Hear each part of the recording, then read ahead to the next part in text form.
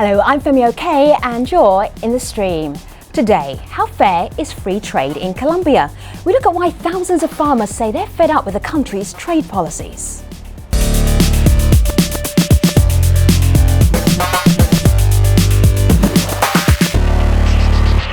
Our digital producer Malika Bilal is here looking out for your live feedback. How did this story get onto the stream, Malika? How did it catch our eye? Well, if our audience at home follows online trends like our staff here at the stream does, they may have noticed a hashtag that was trending worldwide. I pulled it up on my screen here where Alexandra Locke, one of our producers, put up the stats. Colombia strike stats last month. 218,000 for Para Nacional and Cacerolazo Nacional, which is the pots and pans protest, 55,000, and it trended worldwide. So of course, today we want to hear from all of you at home. Join the conversation with hashtag AJStream.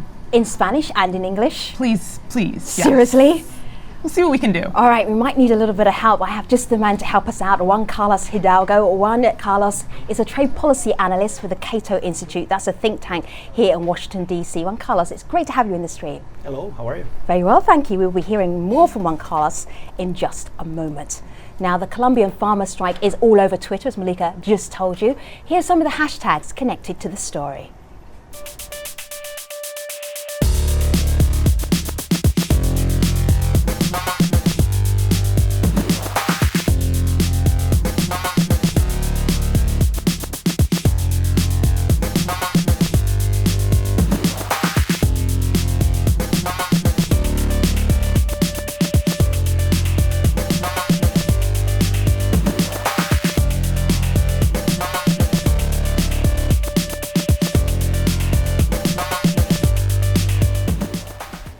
Struggling to stay in business. It's the reason why so many farmers in Colombia have been protesting against their country's economic policies.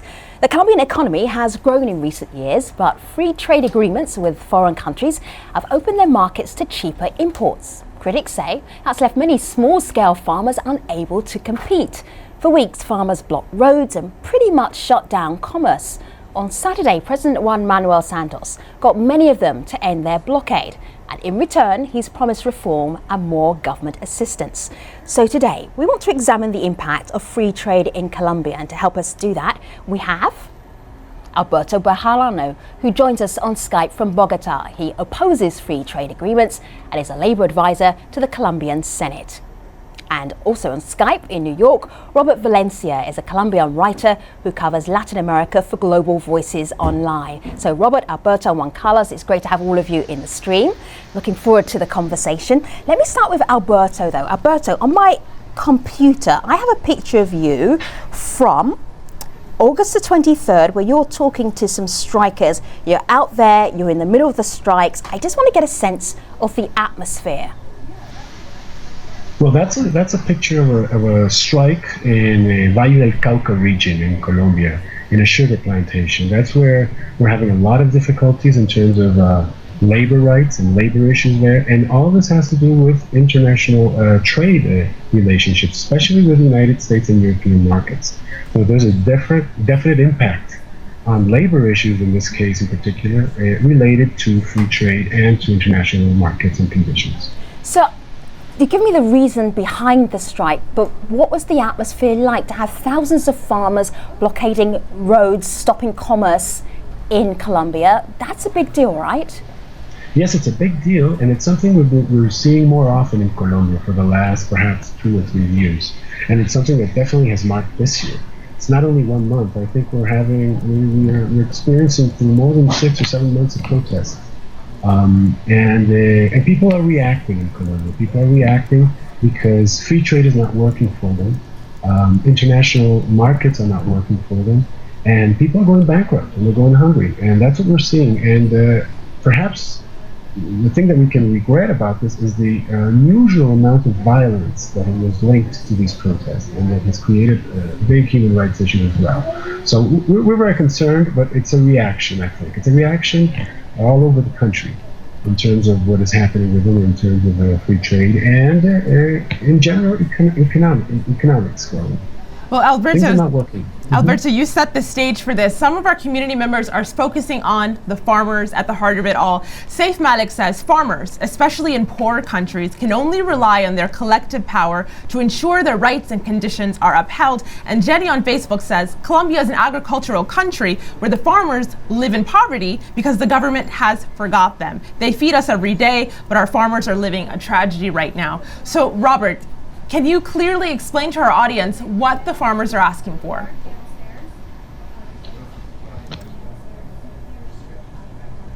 Hello, Robert. Can you hear us? First of all, thank you for having me in your show. Can you hear me? Yes, we hear you beautifully and we see you, so go ahead. What I was saying is that the farmers,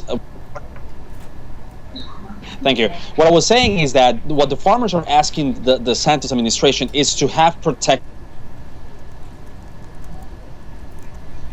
Looks like there's a slight delay. Alberto, do you want to lay it out for us? I mean, you briefly did in the intro, but what are the farmers' demands? Well, farmers' demands are basically protection for their goods, for their products.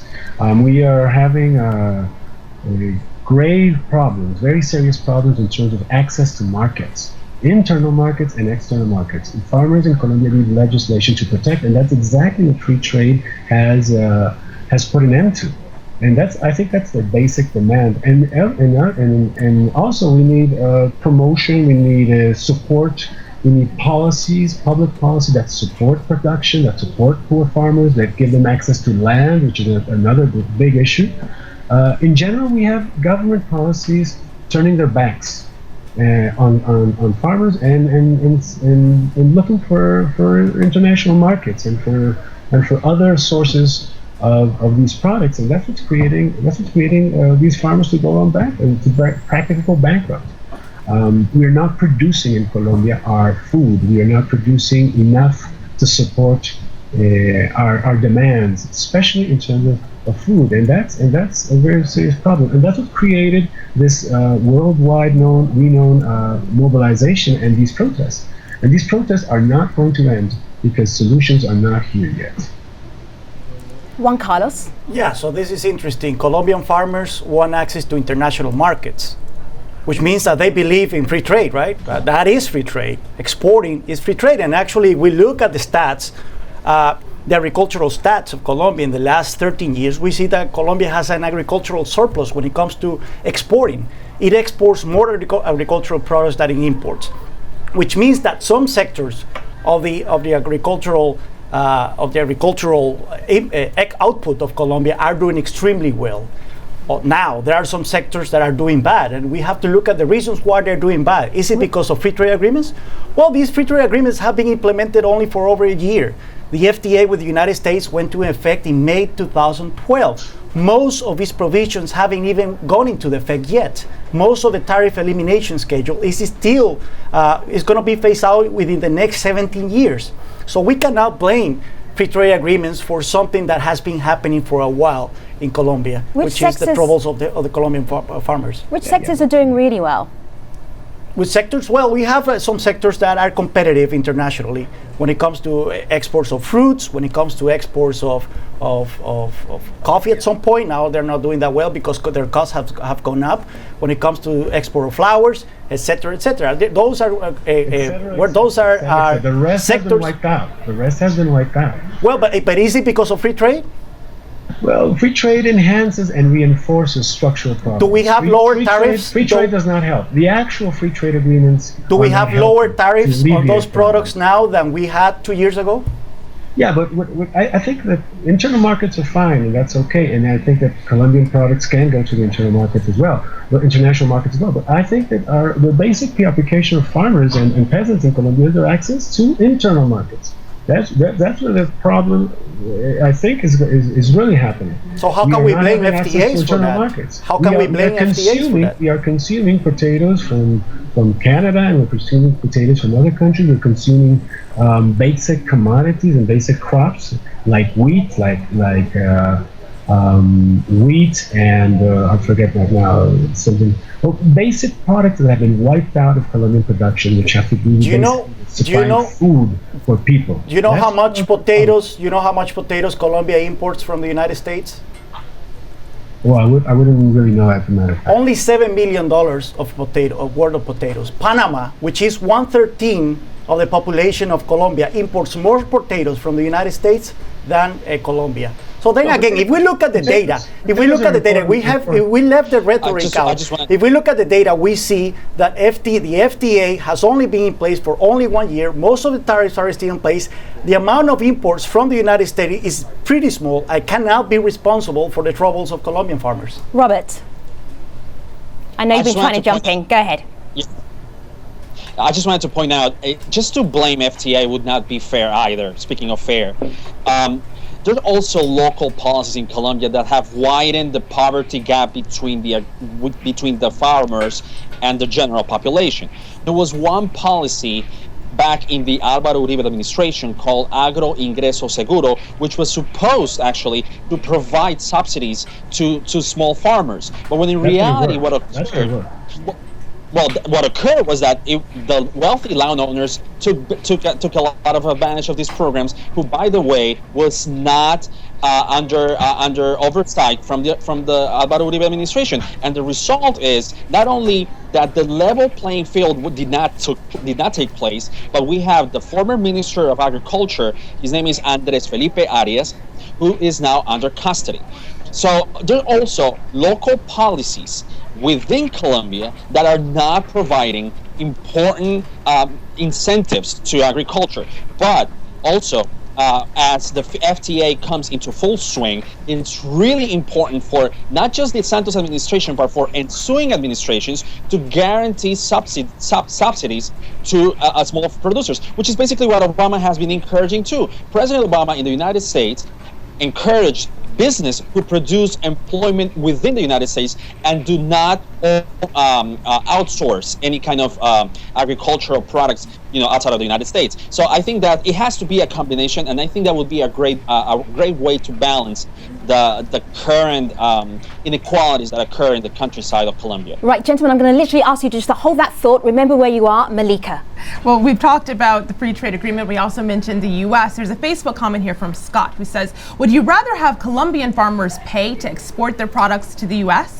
Without a free trade agreement, Colombian farmers would have to pay an import tax to the U.S. So that's one side. But Juan Carlos, we also have this one from Sonia, who says free trade agreements have to be done in equal conditions. Otherwise, they're unfair. Everyone knows that the USA has subsidies for its peasants, it says. So what about the subsidy issue? Indeed, you know that most of the subsidies, Colombian farmers see that. Most of the subsidies in the United States go to products which aren't produced in Colombia, in most of the cases. But there are certain cases, like in the case of rice, like in the case of wheat, where effectively Colombia produces those products. Now we have to look at several factors here. Again, those tariffs will be phased out. Those tariffs will be phased out in a period of up to 20 years. It's not that they're facing immediate tariff elimination. No, we will have to wait up to 2033 in order to see actually free trade in those goods. So Juan Carlos Alberto, and he's sitting there in Colombia, he's saying that's not exactly true. Okay, how? Okay, we're having difficulties with wheat. That's something that was part of the protests right now. What we call the cold climate crops, where protests were more severe. But I want to specify something. I mean, free trade agreements with the United States have been going on in full swing for about a year. But the tendencies, the economic tendencies of free trade, despite the agreements, have been going on for about 10 or 12 years now. And that's what wiped out a Colombian economy, and especially Colombian rural economy. So again, the question what we're facing here is a tendency. The question is very simple. Are tariff levels right now lower than 2 years ago? Are tariff levels lower right now than 2 years ago when it comes to these agricultural products? Are we having a flow of imports from the United States duty free higher now than 2 years ago? Not exactly yet, but we will. So how come we can blame free trade for something that has been taking place for such a while? Because we can see the tendency. No, it's not a tendency factor. It's a reality from now. The model and the tendency is what is not working, and the model and the tendency is going to be reinforced throughout the years with the free trade agreement. Now, I have to. Was designed to impose international markets and international producers on small-time Colombian farmers, and that's what's I have to point out something that he is right in the fact that eventually those tariffs are going to be eliminated. That's a fact. And then you will have full competition at play. Once American farmers realize the potential, that's not true. I mean, once American farmers realize the potential of the third largest consumer market in Latin America, which is Colombia, well, they're going to export more goods to Colombia. But look, you have to look at the other side of the coin. Colombian consumers will benefit from lower prices. Yeah, 32% of the Colombian population live below the poverty line. They will benefit from cheaper agricultural products because that means that their expenditures are going to be lower. All right, Carlos, Juan Carlos, take a breath. Alberto, you go ahead. Okay, yeah, thank you, Femi. That is exactly what has not been working for the last 10 to 15 years. It hasn't been free trade in the last 10 years. That was a very short breath, Juan Carlos, a slightly longer breath so that Alberto can actually make his counter argument. Go ahead, Alberto. Yes, that is exactly what has not been working in Colombia, because there has been a promise that free trade, whether it be international free trade or internal free trade, and neoliberal policies will benefit consumers. But you cannot benefit consumers when your production line is faltering, when you don't have economics working, when you don't have producers producing so that you can buy consumer goods and you can buy consumer markets. Colombia is a country that has been impovering its population, and we don't have right now a stable economy that can buy what international markets have to offer. So Alberto, we're not producing. That's Alberto, what the farmers is all about. That's what the farmers' protest is all about. Would you, in an ideal world, would you get rid of the free trade agreement? Would you tinker with it? What would you do? I know we want to renegotiate free trade agreements with the United States and with Canada. That's something that we've been saying, and that's something that farmers have been saying. We want renegotiation of the free trade agreement, and we want protection of our internal production. But not just that, and I'm sorry to chip in, but I really have to jump into the conversation. It's not just the FTA. Globalization is happening no matter what. It's not just the FTA with the United States or Canada or South Korea or Mexico. We have now what we call the Pacific Alliance, which is a larger economic bloc between Colombia, Mexico, Chile, Peru, and soon to be Costa Rica and Panama.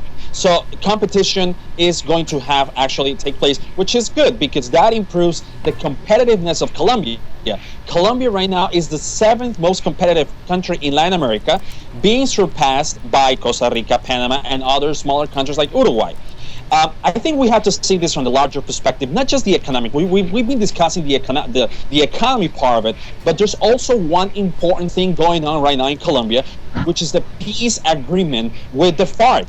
One of the main points that FARC is making is an agrarian reform that they have been, fighting for since its inception. And I'm not a guerrilla sympathizer by all means, but it's a really important point. It's a crucial point in Colombian politics that they have to look into agrarian politics today.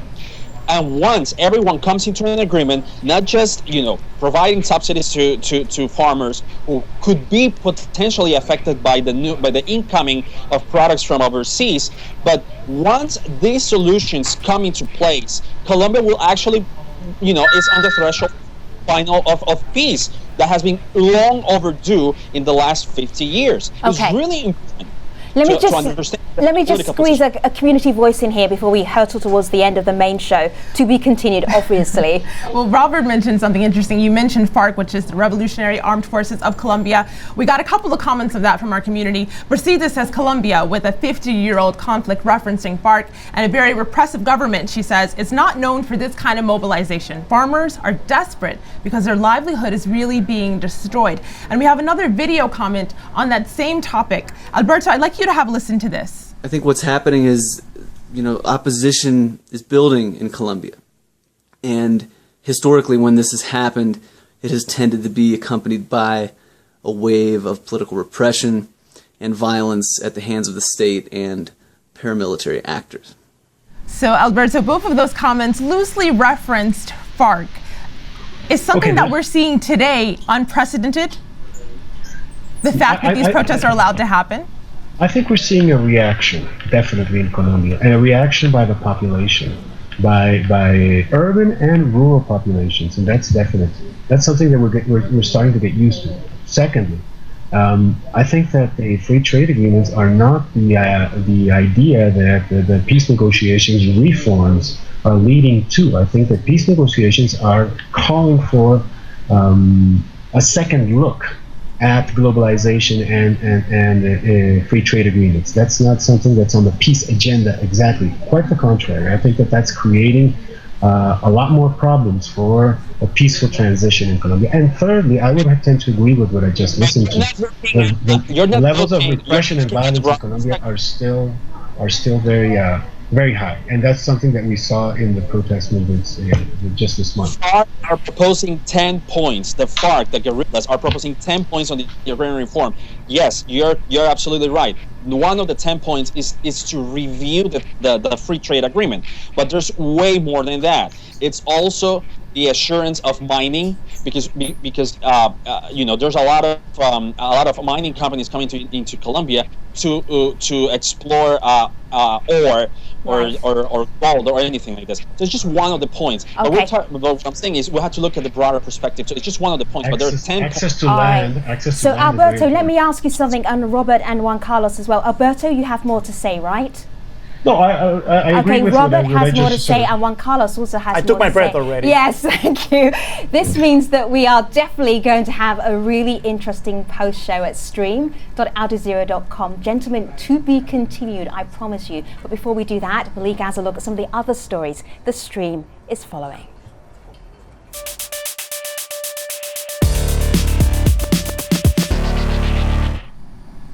Putting one rumor to rest, China's announced that it will, in fact, be cracking down on web users who spread false information online. Until today, there'd only been talk of the government's plans to institute stricter online censorship policies. But the Supreme People's Court confirmed Monday that people who post rumors will face 3 years in prison if their comments are visited by more than 5,000 people or reposted more than 500 times. The news and the relative low number of shares that could lead to jail time had netizens upset. One Sina Weibo user posts, "It's far too easy for something to be reposted 500 times or get 5,000 views. Who's going to dare say anything now?" Well, we head to India next, where violence in Uttar Pradesh left at least 31 people dead. Clashes erupted Saturday after Hindu farmers gathered to demand justice for the August 27th killing of 3 men who spoke out when they saw a woman being harassed.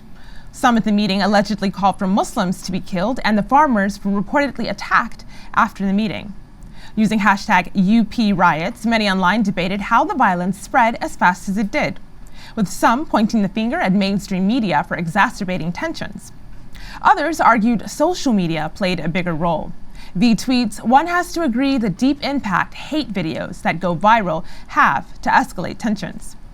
Well, one of those videos going viral circulating reportedly shows a mob lynching 2 boys, but many cautioned against spreading what they called fake footage. Malik tweets, "Heard that it's all because of some fake video. Friends, analyze before you share in social media."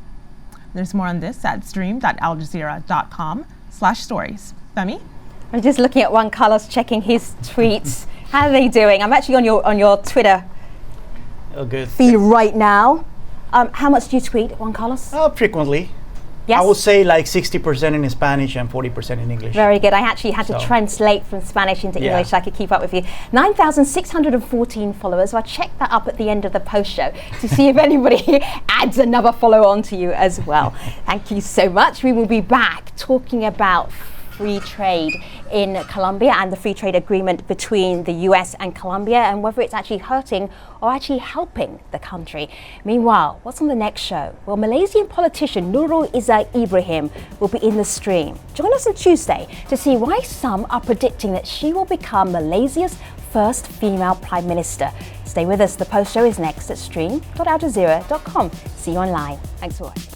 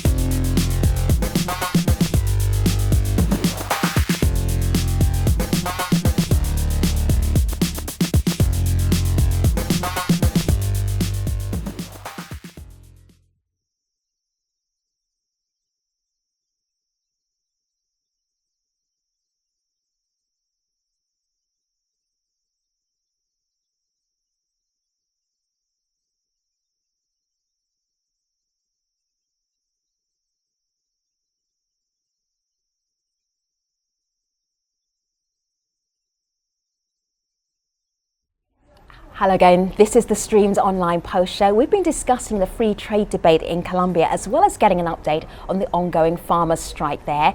We have on set Juan Carlos Hidalgo. He's a trade policy analyst with the Cato Institute. On Skype in Bogota, Alberto Bejarano is a labor advisor to the Colombian Senate, and also on Skype in New York we have Robert Valencia. He's a writer with Global Voices Online. There was something that caught my eye, Alberto. It was a tweet from a social organization called a Marcha Patriotica, and it says the blockade may be over but the strike goes on. Can you give us an update on what happened over the weekend and how much progress was made regarding the strikes? Yes, the protest movement is not off. The negotiations have been reached, and a lot of the protests are, as a matter of fact, have been postponed to await for more conversations with national governments starting this week. But we still have the basic demands are still on, and I think we're still going on for a long period of protests, especially in the rural areas and urban areas as well. See, I've been listening to you, all three of you. I've been listening to Robert and Alberto and you, Juan Carlos, and then I'm seeing farmers taking to the streets and their livelihoods are being put at risk. And I hear you talking about tariffs, but I'm seeing people who are obviously poverty-stricken and need help. You have a lot of answers, Juan Carlos. What is your answer to this? You cannot deny that Colombian farmers are struggling, some of them. And it is precise that the government actually helps them. But how? By lowering their costs. They face enormous costs. Up to 80% of their costs are inputs, especially fertilizers. It is interesting, for example, that they're asking the Santos administration to abolish tariffs on fertilizers because they face stiff tariffs on fertilizers. So in that regard, they are admitting that free trade is good for them, at least when it comes to abolishing fertilizers. They have serious infrastructure problems. Colombia is a country with a tortuous geography. Like bringing goods from the mountains to the markets takes several steps, and that increases dramatically the cost. Well, that's a problem that needs to be dwelt with. And the other problem, and they were talking before about, is the land issue. Of course, Colombia has had a civil conflict for almost 50 years, where there is a huge, enormous land problem. You have millions of people displaced within the country that don't have access to their lands. Well, that is why reaching a peace agreement is so important in order to start making progress in having people having access to their lands and actually being able to cultivate their lands. But this is something that's going to take time. In the meantime, we cannot rely to the same old recipes of just protectionism, which they hurt the poorest the most because they increase the prices of their food stuff. Robert. I just wanted to add one more thing. Thank you. I just wanted to add one more thing to what Juan Carlos is saying. This has to be taken into motion within the rule of law. Unfortunately, what the campesinos or the farmers are being greatly affected by the internal conflict. And I cite you one example. In 2007, Chiquita Brands, one of the largest banana producers in the world, who used to be called United Fruit Company, was hiring right-wing mercenaries called the paramilitaries, or paramilitares in Spanish. And they had to hire them to protect banana plantations in what we call the zona bananera, or the banana zone in Colombia, near the Caribbean Sea. And they were supposedly protecting banana plantations, but when in reality what they were doing were torturing and killing banana farmers and growers. It's really important that in the context we are in, that rule of law will be spread all across the country, because then international companies will be taking things into their own hands. And we had the cases of Chiquita Brands where they had to leave Colombia because they were using, they were basically circumventing, they were bypassing the rule of law. They were bypassing Colombian law enforcement to protect their lands, but in reality what they were causing was more mayhem and more problems than solutions. It's really important that with an FTA or whatever agreement we're coming in, there has to be a framework of security for farmers who have been greatly affected, not just by the violence they have been enduring, but just because also the guerrillas have recruited by force to male farmers into the rank and file. It's really important to have that security framework as well. I would have two things to say about what I just heard. First, I would say that FTA, free trade agreements with the United States are not going to give legal security to small landowners.